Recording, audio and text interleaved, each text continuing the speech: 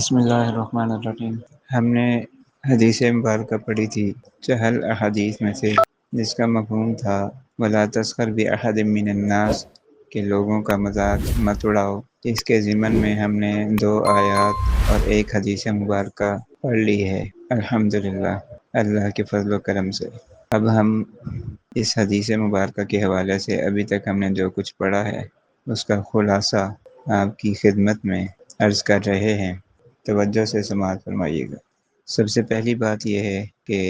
وَلَا تَسْخَرْ بِأَحَدٍ مِّنَ النَّاسِ، ہم نے پڑھا تھا کہ لوگوں کا مذاق نہ اڑاؤ، تو اس لیے کسی کا مذاق اڑانا، کسی کو نیچا دکھانا، اپنے آپ کو بہتر ثابت کرنا، برتر ثابت کرنا اور دوسرے کو نیچا دکھانا، اس کو کم تر ثابت کرنا، گھٹیا ثابت کرنا اور اس کو ادنیٰ درجے کا ثابت کرنا، یہ حرام ہے۔ قرآن پاک میں اس کی سخت ممانعت آئی ہے، سختی کے ساتھ منع کیا گیا ہے کہ اس قسم کے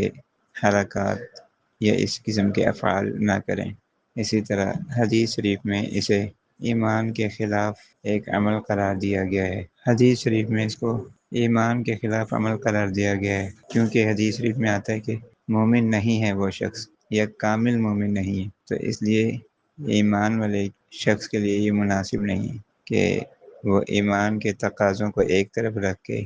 ایسے اعمال کرے، ایسے افعال کرے، ایسی گفتگو کرے جو صاحب ایمان کے شایان شان نہیں، اس کے مناسب نہیں۔ تو اگر کوئی شخص ایسی گفتگو کرتا ہے، ایسے افعال یا اعمال کرتا ہے، تو یہ اس کے ایمان کے منافی ہے۔ اسی طرح ہر انسان کی ایک عزت ہوتی ہے جسے عزت نفس کہا جاتا ہے، تو ہر انسان کی عزت کا احترام کرنا ضروری ہے۔ جب ہم دوسروں کی عزت کریں گے تو اللہ تعالیٰ ہماری عزت کو بڑھائے گا، ہم دوسروں کی عزت کریں گے، دوسرے بھی ہماری عزت کریں گے۔ اور جب ہم کسی کی بھری مجلس کے اندر، لوگوں کے مجمع کے سامنے کسی کی بے عزتی کریں گے، کسی کی توہین کریں گے، کسی کی تذلیل کریں گے، تحقیر کریں گے، تو